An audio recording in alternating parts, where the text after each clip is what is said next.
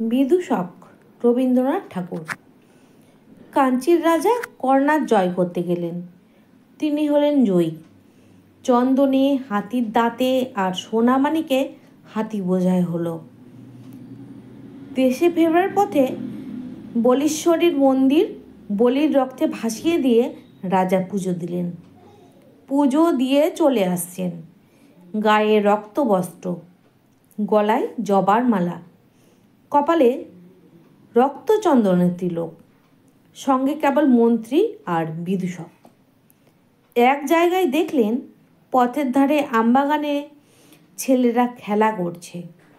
রাজা তার দুই সঙ্গীকে বললেন, দেখে আসি ওরা কি খেলছে। ছেলেরা দুই সারি পুতুল সাজিয়ে যুদ্ধ খেলছে। রাজা জিজ্ঞাসা করলেন, কার সঙ্গে কার যুদ্ধ? তারা বললে, কর্ণাটের সঙ্গে কাঞ্চীর। রাজা জিজ্ঞাসা করলেন, কার জিত কার হার? ছেলেরা বুক ফুলিয়ে বললে, কর্ণাটের জিত কাঞ্চীর হার। মন্ত্রীর মুখ গম্ভীর হলো।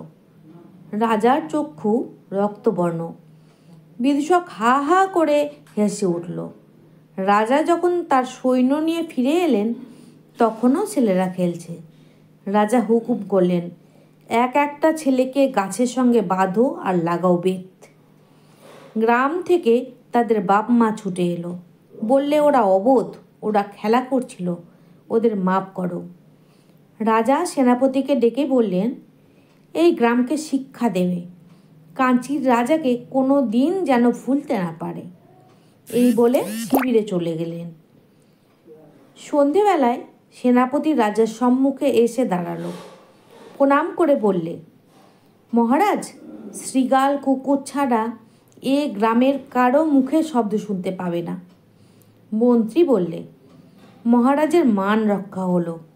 পুরোহিত বললে, বিশেশ্বরী মহারাজের সহায়। বিদূষক বললে, মহারাজ, এবার আমাকে বিদায় দিন। রাজা বললেন, কেন?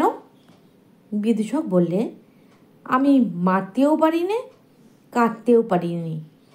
বিধাতার প্রসাদে আমি কেবল হাসতে পারি।